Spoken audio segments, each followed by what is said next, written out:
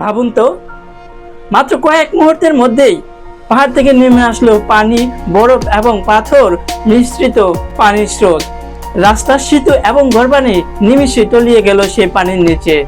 এটা কোনো সিনেমার দৃশ্য নয়, 2026 সালে ঘটে যাওয়া 26শে আগস্টের একটি ঘটনা, যেটি নেপাল এবং তিব্বতের সীমান্ত ঘটে গিয়েছে।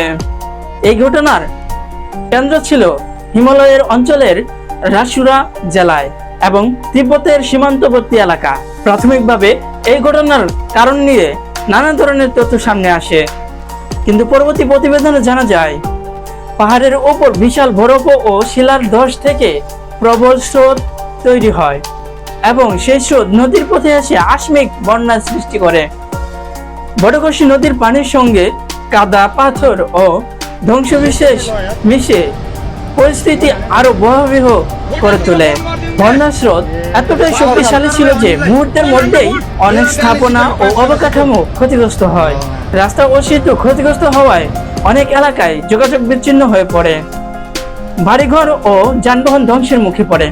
সবচেয়ে ভয়াবহ বিষয় হলো, অনেক মানুষ তখন বুঝতেই পারেনি যে পাহাড়ের দিক থেকে এত বড় বিপদ নেমে এসেছে।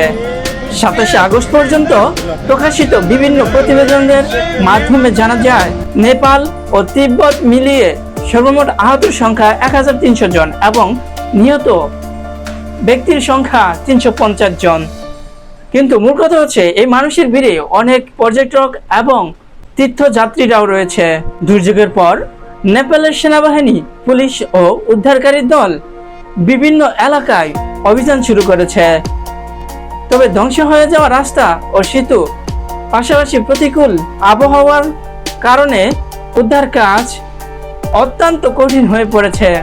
হিমালয়ের আমরা সাধারণত সৌন্দর্য ও বিশালতার প্রতীক হিসেবে জানি, কিন্তু এই ঘটনা আবারও মনে করিয়ে দিল যে প্রকৃতি শুধুমাত্র সৌন্দর্যের জন্যই খ্যাত নয়। প্রকৃতি যত সুন্দর, তার শক্তিও তত কঠোর। এই মুহূর্তে সবচেয়ে গুরুত্বপূর্ণ বিষয় হলো নিখোঁজ ব্যক্তিদের খুঁজে বের করা এবং তাদের পাশে দাঁড়ানো। নেপাল ও তিব্বতের এই দুর্যোগের ক্ষতিগ্রস্ত সকল মানুষের প্রতি রইল সমবেদনা। ভিডিওটি ভালো লাগলে শেয়ার করুন, লাইক দিন এবং সাবস্ক্রাইব করে পাশে থাকুন এই চ্যানেলের সাথে। নতুন এবং রোমাঞ্চকর সমস্ত ভিডিও পেতে বেল আইকনটি অল করে রাখবেন। ধন্যবাদ।